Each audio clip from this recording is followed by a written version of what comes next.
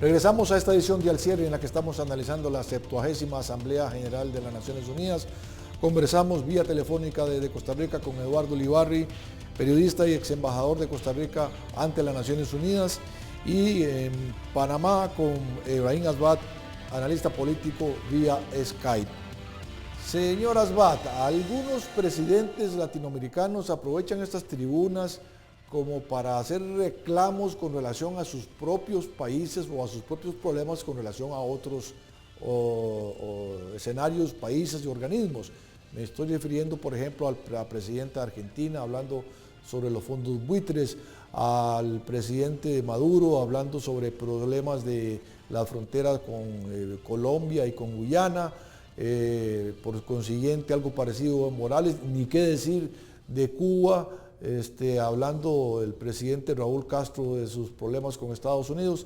¿Es este el escenario apropiado para que cada uno de esos países ventile sus problemas bilaterales o multilaterales?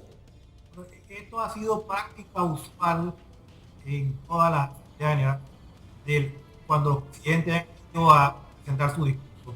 No es solamente un tema latinoamericano, también ha ocurrido con presidentes del continente africano, como de Asia, llevar los conflictos que tienen con sus vecinos, los conflictos regionales hacia ese foro internacional para que sean escuchados. Es como una tribuna pública en donde se da a conocer los temas o los conflictos regionales que afectan a cada uno de estos países. Y es algo natural, no es algo que esté fuera de lo común, y se entiende que los presidentes van allá para llevar ese tipo de problemas que muchas veces no son de conocimiento del resto de los países del mundo.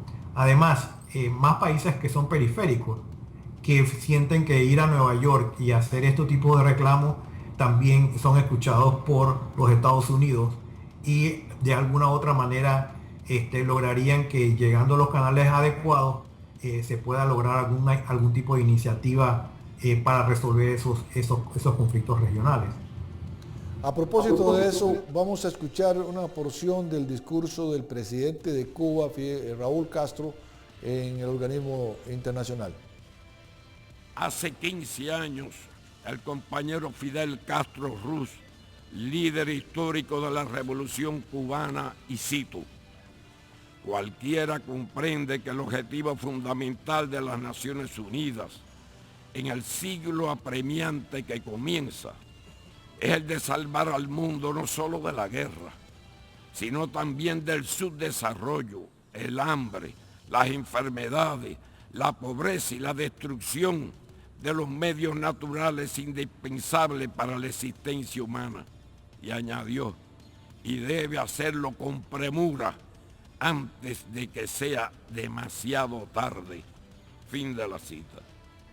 Podrá contar siempre la comunidad internacional con la sincera voz de Cuba frente a la injusticia, la desigualdad, el subdesarrollo, la discriminación y la manipulación, y por el establecimiento de un orden internacional más justo y equitativo, en cuyo centro se ubique realmente el ser humano, su dignidad y bienestar.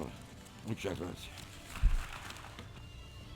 Bueno, de alguna manera podría calificarla tierna declaración, Eduardo Ulibarri.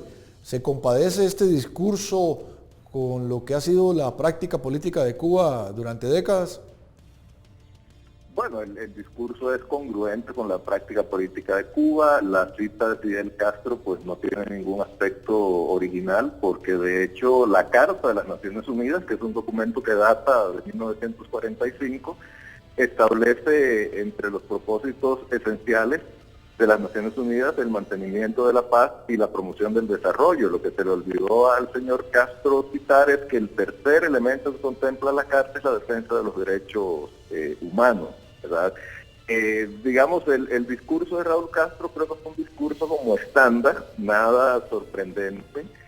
Obviamente dentro de ese discurso pues siempre tiene que haber algún elemento para ensalzar la figura de Fidel Castro, que es un poco un elemento legitimante hasta cierto punto, y también pues culpar a elementos externos de los problemas de la isla, en este caso reiterar el embargo. Yo creo que esa reiteración del embargo y de la necesidad de que se levante como un requisito para una normalización completa de relaciones, lo cual desde mi punto de vista suena lógico, sin embargo también se plantea porque el propio régimen tiene ciertos temores de que una aceleración de la normalización de relaciones con Estados Unidos más bien pueda poner en riesgo el control político interno. Y entonces es un juego, digamos, de justificaciones que está utilizando Raúl Castro, pero no vi en este mensaje nada sorprendente, innovador, ninguna propuesta novedosa, sino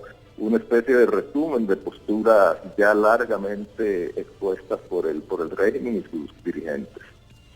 Señor Asbat, indudablemente la participación del Papa por primera vez en una asamblea de Naciones Unidas fue un hecho inusual y que llamó mucho la atención. Su contenido, su discurso de alguna manera reflejó en alguna parte la queja contra organismos financieros internacionales. ¿Cree usted que eso está acorde con lo que debería plantear la Iglesia en estos tiempos? Bueno, yo creo que el tema central es que la economía al servicio del ser humano y no una economía desvinculada del ser humano. Y ese creo que fue el mensaje claro que ha sostenidamente mantenido el Vaticano por los últimos 20 años, y ha sido una preocupación que latente y que ha seguido manifestando los papa tras papa que en todos sus discursos.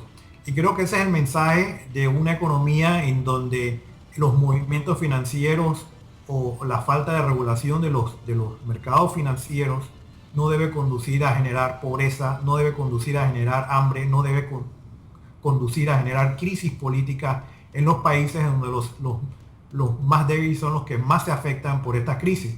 Entonces hay un mensaje de la necesidad de una revisión de los sistemas económicos capitalistas que no dejen a la ciudadanía o a los seres humanos desprotegidos como producto de todas estas manifestaciones hoy en día predominantemente tecnológicas y financieras. Y yo creo que ese es el mensaje claro aquí, centralizar la atención de la economía en los seres humanos. Muy bien, a propósito, vamos a escuchar una porción de lo que fue la intervención de Su Santidad Francisco en Naciones Unidas. Empeñarse por un mundo sin armas nucleares, aplicando plenamente el Tratado de No Proliferación en la letra y en el espíritu, hacia una total prohibición de estos instrumentos. Hago votos para que este acuerdo sea duradero y eficaz y dé los frutos deseados con la colaboración de todas las partes implicadas. El narcotráfico, por su propia dinámica, va acompañado de la trata de personas, del lavado de activos, del tráfico de armas, de la explotación infantil y de otras formas de corrupción. La casa común de todos los hombres debe también edificarse sobre la comprensión de una cierta sacralidad de la naturaleza creada. No podemos permitirnos postergar algunas agendas para el futuro. El futuro nos pide decisiones críticas y globales de cara a los conflictos mundiales que aumentan el número de excluidos y necesitados. Muy bien. Vamos a un corte comercial y cuando regresemos continuaremos con este interesante debate sobre la 70ª Asamblea General de las Naciones Unidas.